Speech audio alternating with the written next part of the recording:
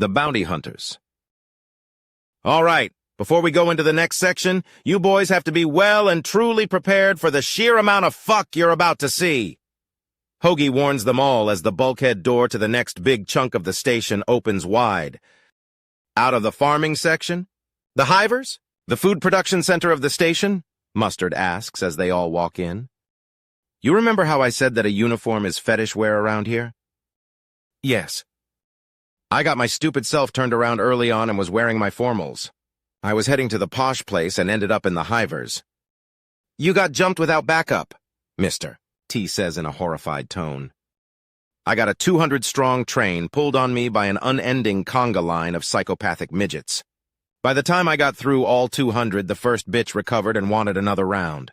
Took me 96 hours to finish up with them, and I can tell you I've taken softer hits from meteors. Hoagie explains, and all four men stare at him. The fuck? Bike demands over the communicator. Oh, so everyone heard that? Hoagie asks. Yes, soldier. Do you need rescue? Pukey demands. No, but if your boys react badly, they might. The girls are much calmer now, but they've claimed every inch of my ass as private property, meaning they will jump me the moment they know I'm in the section. Furthermore, it's a Charbis hive, meaning that when I called them psychopathic midgets, I was neither misspeaking nor exaggerating. These girls got a mean streak as long as the range of their guns, and they go nowhere without enough firepower to ruin your day. Holy shit, J3 says. It's not all bad. Charbis are aggressive to the point of parody, but loyal beyond death, and all 200 of them will jump in front of a bullet for me without a second thought. A solid 25 of them work internal systems in the station, and the rest run a massive food-producing industry that provides a full 2% of the station's nutrients. It might not sound like much, but remember we've got millions. 175 girls are feeding 1 out of every 50 people here. Nice, so what's the plan? Mister, T asks. We'll be jumped on the way to the metal exchanger. Just let it happen. Don't go for your guns, keep your voices level, and don't be an idiot. You can fight back if they start throwing punches, but if you start something, the whole gang goes hostile and they'll bring the entire extended family, so you gotta deal with thousands, and my in-laws are fucking evil. We're going to be jumped, mister? T asks, stressing the word where. I'm going to be jumped, Hoagie corrects as the bulkhead to the hivers slowly opens. It's not bad, it's Charbies, or these ones at any rate, have 2 settings which are asleep and completely insane. You're about to see insane. Oh, please, you're just exaggerating at this point, J3 says. I'm calling bullshit. Oh? Well, get ready to eat your words. We're a few blocks away from the exchanger anyways, Hoagie says as the slightly warm and very breezy atmosphere of the hivers washes over them all. There's a huge number of scents on the breeze, and it reminds more than a few of them of both farms and forests. Homie, Itchy remarks.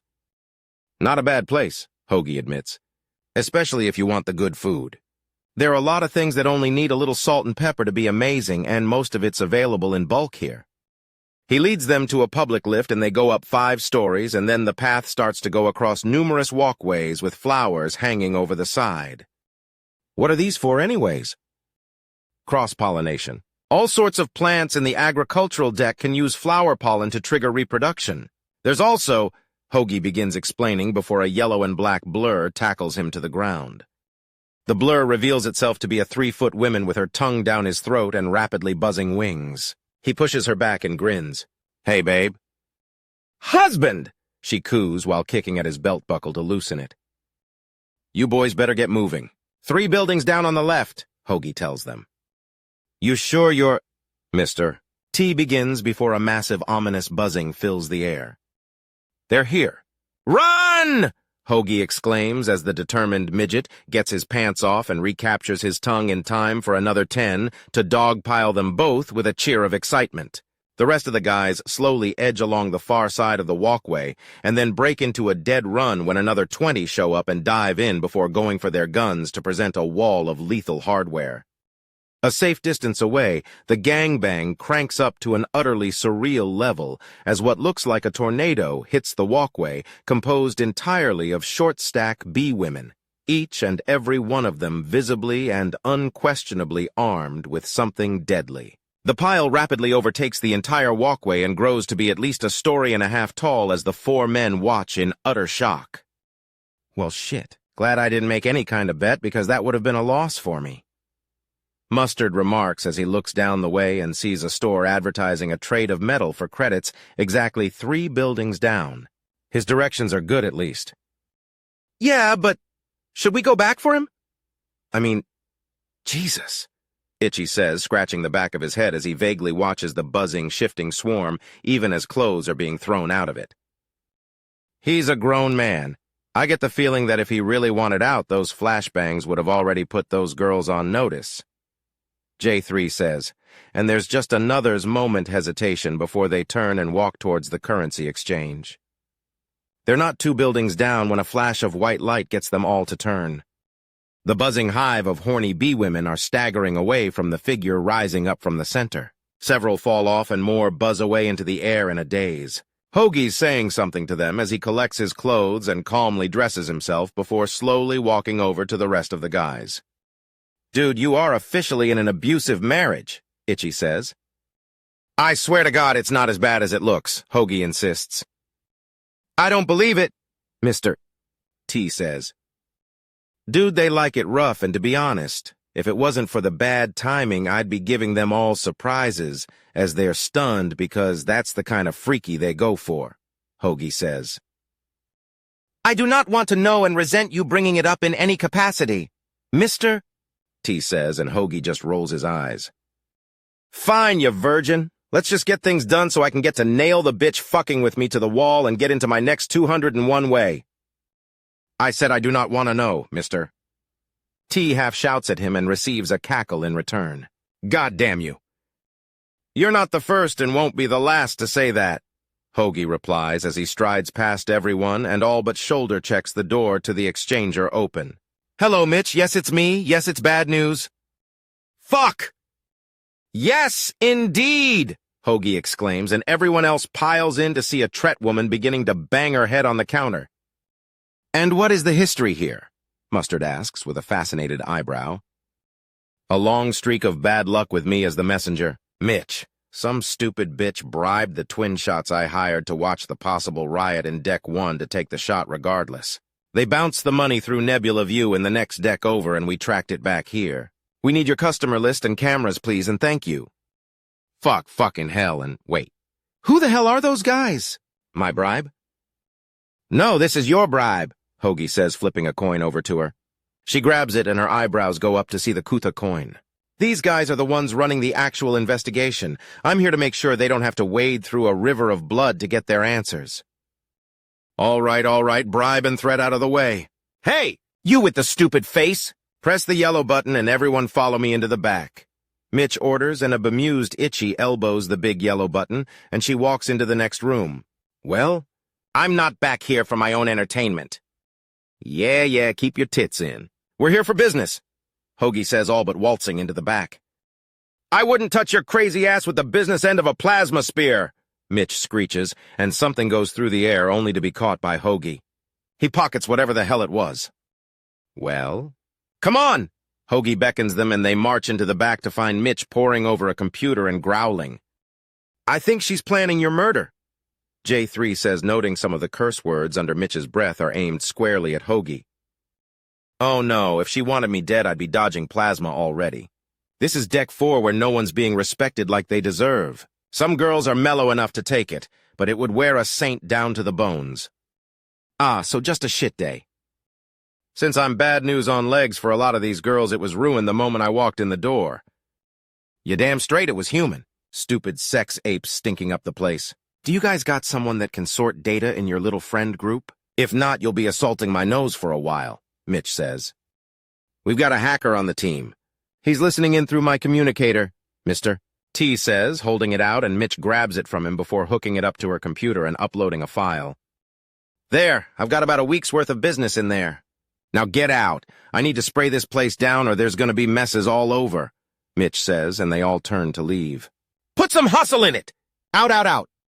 She shoves them all out the door as a unit and leaves them on the street moments from laughter. Is the whole sector like this? No, I just personally know all the fun people. There's a mellow population that outnumbers the interesting ones 30-1, Hoagie replies. It's something all right. Bike, you got what you need? Mr. T asks into his communicator. Yeah, there's just a lot to sort through. I'm tagging in some help to try and speed things up. So, what's going on and who's the swarm bait? A voice asks, and Mustard flinches away from the midget bee woman that was hovering an inch over his head, and he did not sense. The fact that she's dressed like she came off stage of a heavy metal band complete with chains and a cartoonishly huge rifle holstered between her wings that somehow doesn't impair her ability to fly is disconcerting to say the least. The twin shots I hired to keep an eye of the possible riot in Sector 1 got paid off by some bitch who had them open fire. Now we've got a potential riot that may end up with a whole section open to raw space, and we're trying to find out who's responsible so we can stick their head on a spike and hopefully calm everyone down with a little blood sacrifice. How's your day been, babe? Made some sales, kicked some ass, got some sugar? Pretty good. Any idea who you're going to be throwing out an airlock? Not yet, we're still hunting. Unless they've already left the station, then they're dead, they just don't know it. Oh, so Hoagie's some great hunter? Mustard asks, and she looks at him weird. No, but my man doesn't stop till he's done, says it's a human thing. That it is. When humans think great hunter, we think about someone who doesn't have to wait, because if we have to, everyone will just keep hammering away at a problem until we have an answer. There we go. We got a name, a face, and a ship. Katniss Evergreen, a BFC 0100-1, also called a Floric. Looks like someone crossed a fly trap with a jack-o'-lantern and shoved the gourd onto some poor woman's head. She came in on the Deep Desire, which is still docked in Sector 7. If this is because Plant Bitch got hungry, I'm going to roast her over a spit, Hoagie mutters with a twitching eye. Hungry, Mr.? T asks, not sure if he wants the answer. The Plant Bitches eat people, Hoagie's wife replies. They just don't get it that meat that can talk isn't to be eaten. Hell, I asked my baby daddy here what it would take for him to touch one with anything but a weapon, and he said a blood alcohol level so high that his breath would cause it to wither. And I meant every word. You want me to touch that thing with something other than a knife or a bullet, then I'm gonna need a full barrel of whiskey first. I don't blame you. Why would a plant alien even be shaped like that anyways? J3 asks. 'Cause they're like any woman, they like to fuck. Problem is that they don't discriminate between love bites and bite bites. Only safe way to do one is to rip off the head, the Charbis remarks. The fuck? They can survive decapitation, and it's actually their main method of reproduction. The body grows a new head with a new personality in a month, and the head grows a new body in a year. The body can even sustain and start the growth of a baby during that time. And can you even imagine how messed up this gets? Hoagie demands. I don't want to keep talking about this, J3 says. Did you know that the only way to make more Floric is to rip the head off? If they get the big D, then they'll just produce more members of whatever was stupid enough to fuck them, meaning that most of the time the baby needs to be rescued after it was born because, as we said before, Floric think all meat is for munching, Mrs. Eastman says, and there's a shudder that passes around the collected men. Hoagie included, because that's something you do not like to be reminded of. Fine. I get it. We followed the trail and found a complete psychopath from a species of complete psychopaths. Let's just hunt the bitch down, put her to the screws and see if it goes any further, or if we're throwing her into a wood chipper. Okay? Itchy demands, and Hoagie nods. Can I come? This looks like fun! You guys are staying put. We're going to be taking a look into Ms. Evergreen. We're closer. If the trail bounces again, we'll let you know. Pukey orders, and Hoagie lets out a groan. Fine. Standing by. His Charbis wife groans. The bounty hunters. Okay, so is everyone clear on the plan? Pukey asks, and Lady Gear, Nuit, and Swar all just stare at him as if he's completely insane. You want to fly out of the station, go on a spacewalk to invade the Deep Desire, and forcibly open it from the outside before docking your shuttle with it and going on a low-key invasion. Lady Gear states, and he nods. You're going to do this with special Kutha badges that will keep an atmosphere around you and allow you all to move through the vacuum, bypassing most if not all standard station warnings and checkpoints to catch the Floric off guard. Yes, that's the plan. I've ordered more badges if you want to join us. I'm space-worthy. Litha notes, and Lady Gear gives her a frown with her hands on her hips. You boys are crazy, Newt says. Absolutely nuts, Swar adds. Well, if you girls are too scared to come along... We're in it, if only to see how far you people go, Newt says. Not to mention we don't like people screwing with our contracts. Those two, excommunicated sisters, are dead and forgotten, but if our reputation takes too much of a dip, then we run out of business and our way of life goes away. Swar mentions. The twin-shot assassins had gotten themselves completely up to speed once both were awake, and were now effectively interchangeable with the way they acted. When pressed, they admitted it was as much part of the fighting style as anything, as you get a bond sister and you basically work at becoming one person in two places. Tang was already trying to work out how to tell them apart, and was mostly going by eye color as they had slightly different shades of brown. Sounds like we've got some volunteers. Boss, if we're moving, we want to do it quick. We need to get this plant bitch under control fast. Thankfully, we can go in way more lethal than normal. Floric can survive decapitation, and it's actually part of their reproductive cycle. We can blitz in, rip off her head and run. We can then interrogate it at our leisure. I never thought I'd see the day where the interrogation follows a decapitation and not the other way around. Floric are just freaky that way. Especially if it's young, Onyx notes. It probably is, Airfarce says with a sigh. How do you know? The name Katniss Evergreen is very close to the main character of a set of teen novels. My sister would not shut the hell up about them for a long time, and I got into more than one argument about how stupid the book was. Okay, granted, I started more than a few fights about how stupid it was. But it was really stupid, Airfarce remarks calmly. You think she's a fan of human literature? Pukey asks. Possibly. It could be an insane coincidence the galaxy is easily big enough for it, Bike remarks. The hack copied everything off the Dauntless, and it had a gigantic central server that contained an obscene amount of data, a great deal of it entertainment of all kinds, to see if it could be offered for trade. The book series could easily have been part of that, so it could be the sign of a fan. Wonderful. Please tell me that it's not some kind of twisted snuff series. Kind of. I didn't pay much attention, but a death match where children are forced to slaughter each other is a central point.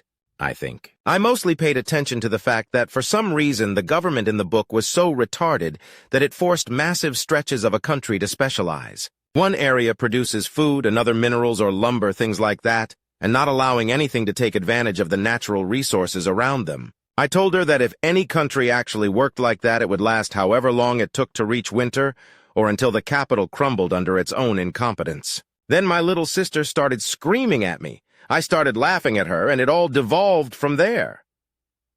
Airfarce explains, and Pukey blinks for a moment in confusion before shrugging. Whatever, we're going in heavy and hard and taping the bitch to a chair for some questions. These two want in, do you two? I'm staying here, Lady Gear says. As am I, I'm not combat trained, Cindy says, and Pukey nods. I'll keep them safe. My training's not done, so I doubt I'm rated for raiding an enemy ship, Scaly says. We'll move up breach and clear training. It'll be interesting as you can't put the boot in, but we'll figure it out. Pukey assures him, and Scaly nods thankfully. I'm going, Litha says. Excuse me, Lady Gear demands. I liked Mother Mailer. We didn't agree on a lot of things, but I liked her. She was a friend, and I'm going to see this to the end, Litha says, and Pukey nods. Very well, between you and Bike, we should be able to turn the ship's computer inside out. Dear, do you have to? You're not a violent girl, and... I mean... If I don't stand up for what I think is right, who will? Litha asks. Someone getting a paycheck for it? Newit asks and receives a baleful glare from the size-shifting cyber snake woman. Calm down, calm down. I'm just saying that popular people tend to be liked, and if someone who's liked has been killed, then there's usually money to be made in killing the killer, or at least some way to grab favors out of it. Enough chatter. It's time to go. Those that are coming, come. Those that are staying, stay. Move out, people! Pukey orders, and in less than a minute, every man, Onyx, the twin shots, and Litha are all in the shuttle and moving out. Letha's compressed herself down to the point she's actually smaller than most of them. All right, everyone have their personal atmosphere? Airfarce asks as they move out. Onyx, Pukey, Tang, and Bike all tap their chainbreaker badges, and Litha just grins as she doesn't need any. Nuit and Swar press a button on their stealth suits, and they seal tight. We're ready. Sounds good. We're just arriving near the airlock to the outside now. We're going to be over our target in less than 2 minutes, and I want everyone to know exactly what they're doing. The station has a level of gravity so that if you miss or get knocked off, you'll fall to the ship and can get to an airlock. Make sure you've got at least an hour of... We get it, human, Swar hisses. Hey, it takes 2 seconds to check your safety, and if you don't, then that's all the time you've got left to live when it comes to some of the shit we deal with, Airfarce remarks. Oh, please, Nuit mutters.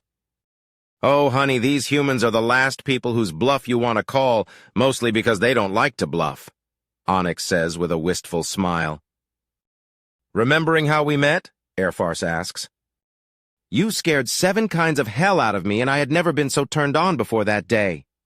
Onyx purrs, and there's a sound similar to a scoff from the twin shots.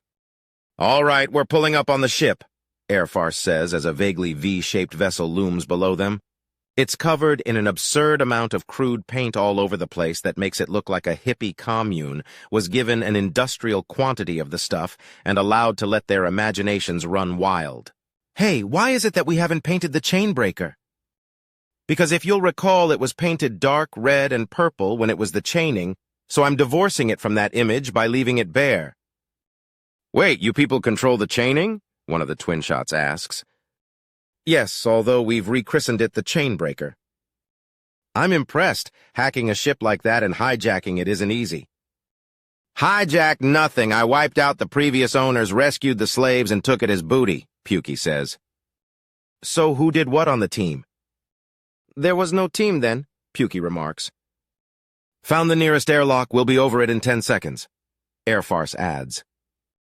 What are you implying? One of them asks, and Litha's eyes begin projecting a series of images showing Pukey killing the captain of the chaining and a few highlight moments of his rampage through the casino, including how he lost limbs during it and only grew more dangerous. Well, damn. Still got that sword. It's the one I used earlier. Airlock opening in 5, Airfarce warns them, and Pukey nods. Everyone activate your protection. We're going in silent and strong. Doors opening, Airfarce says, and the cabin has a rush, and Pukey's arm snaps out to catch Litha before she can be swept out in her smaller form. She tries to thank him, but without air around her, nothing can be heard. He nods, understanding the sentiment, and walks to the open door. He pauses only briefly to look straight out into the galaxy with nothing between him and the sheer vastness of space. Then he carefully judges the distance between himself and the deep desire before throwing himself down on it. He lands silently on all fours and calmly stands. Beside him, Tang lands with his rifle already out, and Bike 3-points it while scanning the area with a terrifying intensity. Onyx lands on all fours and stays there, as do Nuit and Swar as all 3 of the bestial women start outright stalking towards the airlock. There's a momentary concern, and Pukey looks up to see Litha calmly floating in space before she zips along. The woman really is space-worthy. Go figure. His every step sends him soaring, and he has to bounce to a stop near the airlock. Something slams into his face, and he rubs his cheek to find a tiny amount of water on it. A microcomet. A single snowflake just damn near sent him tumbling. If ever there's a reason to stay the hell in atmosphere, that would be one of them. There's a shifting of color in Litha's eyes, even as Bike observes his communicator and the airlock opens before them. They bundle in and the door closes behind them. Then the air pours in, and there are faces all around as the stink of rotting vegetation is prevalent. The inner door opens, and they're treated to the sight of earth and grass-covered floors, vines everywhere, and all of it under a surreal blue light. Well, Plant Girl's certainly at home here. Keep your eyes open for movement. She's basically got camouflage, Pukey says as he stalks out near the front. Onyx, I want you and Tang near the back. Litha, you're sticking with Bike near the middle. Nuit, Swar, flank Bike, and Litha. Eyes and ears open, people. We're going for the bridge to get into the main computer. We're not hunting down the Floric? Tang asks from the rear.